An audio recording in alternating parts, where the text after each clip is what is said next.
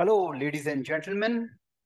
I am back with you, this time with another issue in the Indian economy. This time, what we have is something very special. You see right behind me? You see right behind me is Chandrayaan and the Indian rover landing on the surface of the moon. And with that, my friend, a new chapter or a new heights in Indian economy is about to take off. Today, I'm going to discuss with you that this incredible achievement that we have as a nation, where we are able to land our rover to the South Pole on the moon, what it means for our economy. It means a world to pretty much every areas of our life. But sometimes as a student, sometimes as somebody who need to develop an interdisciplinary approach, which means that you should be able to relate and correlate different areas of your syllabus and different areas of current affairs. So today, Chandrayaan and its success, that might seem to you a topic from space tech or a hardcore topic from science and technology, but it has a direct implication with the Indian economy. Today, this is exactly what you are going to learn, how to correlate these topics, plus the analysis from the glasses of Indian economy. What Chandrayaan 3 and its success, what it means for our country's economy. You know, it is an age-old debate. I take you back to the 1950s and the 1960s. This is the time when America and USSR, they were in race with each other, a space race, which was part of their Cold War. And every time there used to be a space achievement, there was a debate. What does it do with our lives? What does it do for us? A common man always had this question, what does it do for us? Today, I'm going to tell you how this success has a direct implication for our economy and hence a direct implication for your life. Let's start with decoding this.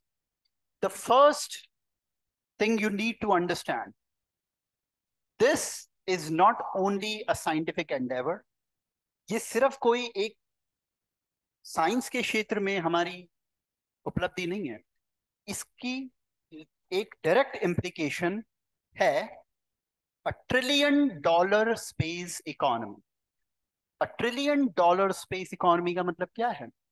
पहले space economy word का मतलब समझ लो। Space economy का word simply मतलब है कि space technology से related जो गुड्स एंड सर्विसेज हैं, जैसे एक एग्जांपल के तौर पे आप जीपीएस यूज करते हो, वो स्पेस इकोनॉमी के अंदर आता है। क्यों? क्योंकि स्पेस टेक से जुड़ी हुई एक सर्विस है वो। जैसे आप वेदर का अगर कोई सैटेलाइट यूज करते हैं, वो भी एक स्पेस इकोनॉमी का पार्ट है। तो अपने आप में स्पेस की एक अपनी अर्थव्यवस्था है, और उस अर्थव्यवस्था का जो साइज है वो 2030 तक 1 ट्रिलियन होने वाला है। 2030 अभी 6-7 साल दूर है बस। अगर आप आज स्पेस इकोनॉमी को उठाएं, तो आज की स्पेस इकोनॉमी के अंदर जो लगभग $500 बिलियन की है, इंडिया का रफली हिस्सा है 2%। पूरी स्पेस की अर्थव्यवस्था में इंडिया का जो पीस है, इंडिया का जो हिस्सा है, वो 2% है। अब इससे आपको अंदाजा लग रहा होगा कि कितनी बड़ी एक ऐसा एरिया है जिसको इंडिया ग्रैब कर सकता है और वहां से आर्थिक लाभ प्राप्त कर सकता है। 2030 तक ये होने वाली है $1 ट्रिलियन। हमारा एम ये है कि हमारे पास कम से कम 10% हिस्सा उस स्पेस इकोनॉमी का होना चाहिए। और इस क्षेत्र में जो ये चंद्रयान की सफलता है, इसने पूरी दुनिया को ये सिग्नल दे दिया है कि इंडिया अब तैयार है स्पेस के क्षेत्र में compete करने के लिए। और ये जो $1 ट्रिलियन इकोनॉमी जो है स्पेस की, उसमें एक बड़ा सा हिस्सा देने के लिए। तो ये इसका एक बहुत बड़ा इम्प्लीकेशन है। मैं आपके सामने एक नक्शा लेके आऊं, इसको जरा ध्यान से देखिए आप। स्पेस के क्षेत्र में जो कंपनियां हैं, ठीक है ना, प्राइवेट कंपनियां, उन उसमें आप देखिए कि एक अकेला यूएस, एक अकेले यूएस का हिस्सा जरा आप देखिए, 52% कंपनियां जो ऑपरेट कर रही है स्पेस की अर्थव्यवस्था के क्षेत्र में, 52% यूएस के पास है। और इंडिया के पास ऐसी कंपनियों का जो हिस्सा है वो 3.4% है। इससे आप अंदाजा लगा लीजिए कितना बड़ा रूम ऐसा है जिसमें हम ग्रो कर सकते हैं। बल्कि आप यहाँ पे ये भी नोटिस करेंगे कि हम चाइना से ऑलरेडी आगे इस एरिया में। तो ये एक जो $1 ट्रिलियन का जो केक है, इसका ज्यादा से ज्यादा हिस्सा हमें लेना है। 2030 तक हमारा लक्ष्य 10% का है, उसके बाद उससे भी ज्यादा अ, हमारा लक्ष्य है आगे। और इसमें चंद्रयान की सफलता ने ये सिग्नल दे दिए हैं कि इंडिया अब तैयार है, और ये हमारी, ये जो स्पेस इकोनॉमी में आगे जाने की जो हमारी क्षमता है उसका प्रतीक है। अगला आप देखिए, इसरो ऑलरेडी अपने आप में एक बिग प्लेयर है स्पेस इकोनॉमी में। कैसे? इसरो का एक कमर्शियल आर्म है जिसका नाम है NSIL, new space India limited. ये क्या है? ये इसरो का ही एक आर्म है, इसरो की ही एक आप सब्सिडरी मान लीजिए, जिसका काम ये है कि वो कमर्शियल स्पेस के अंदर भागीदारी देता है अपनी। भाई इसरो तो जाके खुद जाके सीधा व्यापार कर नहीं सकता ना। आप मान लीजिए एक कंट्री है, आप मान लीजिए इसराइल है, आपको एक सैटेलाइट छोड़ना है, तो आप इसरो के पास आएंगे, बोलेंगे हमारा सैटेलाइट आप छोड़ दीजिए, इसरो कुछ पैसे लेगा आपसे उसके लिए। तो उसी सारी व्यवस्था को डील करने के लिए NSIL बना है। ऑलरेडी अगर आप देखें 2023 जुलाई तक हमने 431 सैटेलाइट विदेशों के, 431 सैटेलाइट 34 कंट्रीज के हम लोग ऑलरेडी स्पेस के अंदर छोड़ चुके हैं। एक एक सैटेलाइट को छोड़ने के लिए millions of dollar, rupees, millions of dollar लिया जाता है। अब आप उससे अंदाजा लगाएं, अभी 2023 है, आगे हमने ऑलरेडी देखा कि कितनी बड़ी स्पेस इकोनॉमी होने वाली है। आज 34 कंट्रीज हमारा क्लाइंट है, कल को 100 कंट्रीज हमारा क्लाइंट होंगी। तो चंद्रयान की सफलता ये बता रही है, ये सिग्नल पूरे विश्व को दे रही है, हमारी कैपेबिलिटीज को बता रही है कि इसरो और उसका जो ये कमर्शियल आर्म है, ये केपेबल है सारी जो स्पेस से जुड़ी हुई कमर्शियल नीड्स है उसको पूरा करने के लिए। तो आप ज्यादा से ज्यादा आप हमारे पास आइए। ऑलरेडी अगर आप ग्लोबल मीडिया में देखें, ऑलरेडी एक बज शुरू हो गई है। वो बज क्या है? वो बज ये है कि लोग कह रहे हैं कि भाई हम, मैं एक टेलीकम्युनिकेशन कंपनी हूं, मुझे एक सैटेलाइट छोड़ना है।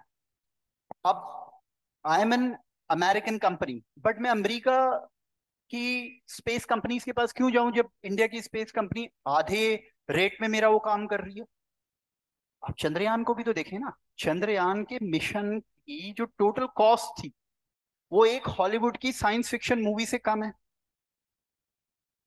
तो ये भी तो एक, जो ग्लोबल स्पेस मार्केट है उसमें ये भी तो एक सिग्नल भेज रहा है कि not only that we are reliable but we are cheap compare to everything else that exist out there.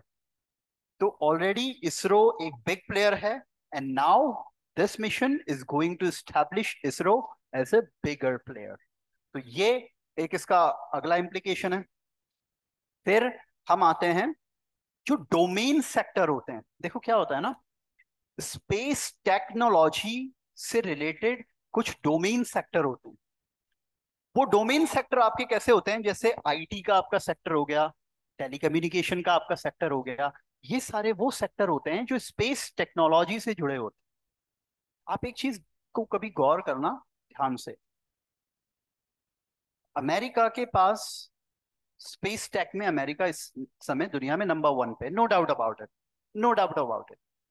लेकिन आप ये देखना कि फिर वो स्पेस टेक्नोलॉजी से जुड़े हुए जो अदर क्षेत्र हैं, जैसे एरोस्पेस, जैसे डिफेंस, जैसे टेलीकम्युनिकेशन, इसके अंदर भी वो नंबर 1 पे। बल्कि डिफेंस और टेलीकम्युनिकेशन और एरोस्पेस आप मिला लेना तो 1 ट्रिलियन से ज्यादा ये कंट्रीब्यूट करता है यूएस की इकोनॉमी। इतना बड़ा हिस्सा डोमेन सेक्टर्स का है। अब इंडिया के जो स्पेस सेक्टर में इंडिया की ये जो अचीवमेंट है, इससे जो हमारे डोमेन सेक्टर है, जैसे हमारा आईटी सेक्टर, हमारा टेलीकम्युनिकेशन, हमारा एरोस्पेस, इवन हमारा डिफेंस, उसको भी बहुत बल मिलेगा। एंड वो क्षेत्र भी ग्रो करेगा। और मैंने अभी आपको बताया कि वो क्षेत्र कोई छोटा मोटा क्षेत्र नहीं है, ट्रिलियंस ऑफ डॉलर का क्षेत्र है। तो उससे उसको भी गति मिलेगी, उसको भी बल मिलेगा। So this is another implication for our economy. अगला है स्पेस स्टार्टअप्स। इंडिया में अगर आप देखें तो ऑलरेडी लगभग 140 रजिस्टर्ड स्पेस टेक स्टार्टअप्स हैं। ये जो स्पेस टेक स्टार्टअप्स है ना, ये आगे जाके एक बहुत बड़ा क्षेत्र बनने वाले हैं, जहां से tens of thousands of jobs will come. ध्यान से सुने इस चीज को। स्पेस के क्षेत्र में आगे आने वाले कुछ समय के अंदर लाखों जॉब्स क्रिएट होने जा रही है। और अगर आप उसको देखें तो उस स्पेस क्षेत्र के अंदर जो नए स्टार्टअप्स हैं, ऑलरेडी 140 से ज्यादा रजिस्टर्ड स्टार्टअप्स हैं इंडिया में। इन स्टार्टअप्स को देखना आप, इनकी फंडिंग इंक्रीज हो। कैसे इंक्रीज होगी? गवर्नमेंट की अपनी एक कैपेबिलिटी है फंड करने की। लेकिन स्पेस के क्षेत्र में, जैसे किसी भी अर्थव्यवस्था के क्षेत्र में या किसी भी अन्य क्षेत्र में, इन्वेस्टमेंट बाहर से आता है, वैसे ही स्पेस में भी इन्वेस्टमेंट बाहर से आता है। मैं आपको एक छोटा सा एग्जांपल देता हूँ यहाँ, समझने की कोशिश करना कि स्पेस के क्षेत्र में अगर आपकी की क्रेडिबिलिटी है, तो जो आपकी प्राइवेट कंपनियां हैं उसको इसका कितना फायदा मिलता है। एक एग्जांपल से मैं समझाना चाहता हूँ। स्पेस एक्स नाम से एक प्राइवेट कंपनी, ये प्राइवेट कंपनी हम जानते हैं इलॉन मस्क चलाते हैं इसको। उसमें $10 बिलियन से ज्यादा का इन्वेस्टमेंट उन्होंने अट्रैक्ट किया है। $10 बिलियन से ज्यादा का इन्वेस्टमेंट अकेले स्पेस एक्स ने अट्रैक्ट किया है। अब आप इसको कंपेयर करें हमारे इसरो के एनुअल बजट से, तो ये कई गुना ज्यादा है उससे। ये सिर्फ वहां की कंपनी है। ऐसे वहां पे और बहुत सारी बड़ी बड़ी कंपनियों के, ब्लू ओरिजन ये एक कंपनी है, वर्जिन गैलेक्टिक ये कंपनी है। आपको वैसे मुझे कमेंट सेक्शन में पता करके बताना, ये जो दो नाम मैंने लिए हैं, blue origin and virgin galactic, इसके फाउंडर कौन है। जैसे मैंने अभी बताया कि स्पेस एक्स के फाउंडर इलॉन मस्क हैं। अब आप ये देखें कि जो हमारे स्टार्टअप्स हैं, कल को इनको भी बिलियंस ऑफ डॉलर का इन्वेस्टमेंट आएगा। वो इसीलिए आएगा क्योंकि as a whole, India as a whole is going to establish itself as a big space player, and Chandrayaan 3, my friend, is a watershed moment in the history of our space technology development. तो उसका सीधा फायदा हमारी private जो startups हैं उनको होगा, और उसका सीधा इम्पैक्ट पड़ेगा जो thousands of, hundreds and thousands of new jobs create हो। इसके बाद India can be a moon economy. ये बड़ा इंटरेस्टिंग वर्ड है। मून इकोनॉमी का मतलब होता है कि the lunar economy involves all the activities associated with the production, use, and exchange of lunar resources on the moon's surface, in lunar orbit, and on the earth. इसको simply समझना हो तो आपको, लूनर इकोनॉमी क्या होती है? कल को आप मान लीजिए हमें मार्स पे जाना, आज पूरी दुनिया मार्स पे जाना चाहती है। कल को इंडिया भी उसी रेस में एक बड़ा प्लेयर बनने वाला है। मार्स की दूरी बहुत दूर है। अगर आप पृथ्वी से देखें ना, तो चांद काफी पास में है, चंद्रमा काफी पास है, मार्स काफी दूर है। इंडिया ने जो साउथ पोल के ऊपर लैंड किया है, आपको पता है इसका एक बहुत बड़ा इम्प्लीकेशन क्या होने वाला है? इसका इम्प्लीकेशन एक बहुत बड़ा ये होने वाला है कि इंडिया वहां जाके वाटर को खोज निकालेगा, वाटर के सॉलिड सोर्सेस को खोज निकालेगा। क्योंकि ये, इसीलिए तो पूरी दुनिया वहां जाना चाहती थी। लेकिन मुश्किल क्यों था वहां जाना, और क्यों इंडिया की achievement is of such magnitude?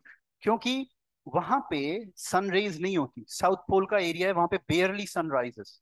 तो वहां पे जाके सक्सेसफुली लैंड करना एक बहुत बड़ी अचीवमेंट है, क्योंकि वो एक एरिया ऐसा है जहाँ पे सॉलिड, क्योंकि सन नहीं है वहां पे, तो सॉलिड वाटर के सोर्सेज वहां होंगे। अगर ये मिल जाता है तो आप देखिए, moon can become a base, from there you get a launch pad to go to the Mars. क्यों? क्योंकि अभी डायरेक्टली ट्रेवल करना वहां पे बड़ा मुश्किल है। तो अगर मून वहां पे होता है तो आप मून पे जाके, मून पे एक बड़ा बेस होगा जहां पे your rocket can get refuelled. और वो रिफ्यूलिंग कैसे होगी? वाटर मीन्स H2O, उसमें से आप हाइड्रोजन को निकाल दीजिए, when you mix them again becomes a, I am just telling you in a very simplistic term, but water is the important sources if you want the hydrogen fuel for your rocket. तो वो, ये एक मैंने example दिया कि वो एक economy वहां पे तैयार हो गई। इसके अलावा मून टूरिज्म, इसके अलावा मून के ऊपर आपको जाना है, मान लीजिए कल को रशिया जाना चाहता है मून पे, वो इंडिया के पास आएगा, बोलेगा हमें ये टेक्नोलॉजी की जरूरत है, क्योंकि आप ऑलरेडी जा चुके हैं, आपका ऑलरेडी वहाँ मिशन चल रहा है, हमें ये टेक्नोलॉजी की जरूरत है, आप हमारी मदद करें। आप उनकी मदद करेंगे, you will get money for it. तो एक पूरी की पूरी लूनर इकोनॉमी डेवलप हो रही है, डेवलप होगी और बड़े स्तर पे आगे जाके, क्योंकि जैसे जैसे मार्स पे जाने का सपना बड़ा होगा, वैसे वैसे ही लूनर इकोनॉमी भी बड़ी होगी। और उस लूनर इकोनॉमी में अब इंडिया का हिस्सा बहुत बड़ा होने वाला है, because India has established itself as a champion when it comes to lending at the moon with a fraction of cost. तो ये जो India can be a moon economy, this is also going to be a big implication for our economy. एक inspiration and innovation, ये भी एक बड़ा हमारे economy को, it's also going to be a big big advantage for our economy. देखो, inspiration and innovation, these two words on surface might feel like कि sir इससे क्या इकोनॉमी को होगा, लेकिन आज आप ये बात समझ लें कि आज की नॉलेज इकोनॉमी में innovation is the key. The more innovative your nation is, the greater the scope of your Nations knowledge economy. तो जब ये चंद्रयान मिशन जैसी सफलताएं हमें मिलती है, इससे लाखों बच्चे प्रेरित होते हैं स्पेस टेक में जाने के लिए, और उन लाखों बच्चों में से ही फिर कोई विक्रम साराभाई निकलते हैं, डॉक्टर कलाम निकलते हैं, और वो आगे जाके इनोवेशन करते हैं, और वो इनोवेशन आज की नॉलेज इकोनॉमी में आपकी कंट्री को आगे लेके जाता है। तो ये जो इसका जो एक इंस्पिरेशनल इम्पैक्ट है ना, वो भी बहुत इंपॉर्टेंट है, जो आपको समझना पड़ेगा इस तरीके से कि चंद्रयान की सफलता से जो एक एनिमल स्पिरिट जनरेट हुई है, वो एनिमल स्पिरिट हर क्षेत्र में, हर क्षेत्र में उसकी एक जबरदस्त उपयोगिता होगी, और अर्थव्यवस्था के क्षेत्र में भी उसकी उपयोगिता होगी। और वो इस तरीके से होगी जैसे मैंने बताया कि it is going to inspire people to to come to the space tech sector, and it's going to inspire innovation. तो ये भी एक इसकी उपयोगिता है। तो आज के इस लेक्चर को मैं इन शब्दों के साथ खत्म करना चाहता हूं कि मैं ये चाहता हूं कि आप सोचें, देखें कि जब कोई आपसे ये सवाल करेगा कि ठीक है, चंद्रयान की सफलता एक हमारी टेक्नोलॉजी का जो दमखम दिखाती है, लेकिन क्या इसका डायरेक्ट रिजल्ट हमें मिल सकता है हमारी जीडीपी में या हमारी इकोनॉमी में? तो आपको सोच करके उसका आंसर निकालना पड़ेगा। Today I help you with it. ऐसे ही I will continue to bring more and more topic, and again what I started my lecture by saying, interdisciplinary approach. कोई भी इवेंट होता है, कोई भी घटनाक्रम होता है, उसका हर क्षेत्र पे क्या असर पड़ेगा और कैसे पड़ेगा, ये आपको पता होना चाहिए। आई thank you very much for listening to me, and I will definitely see you back again with another video. Thank you so much.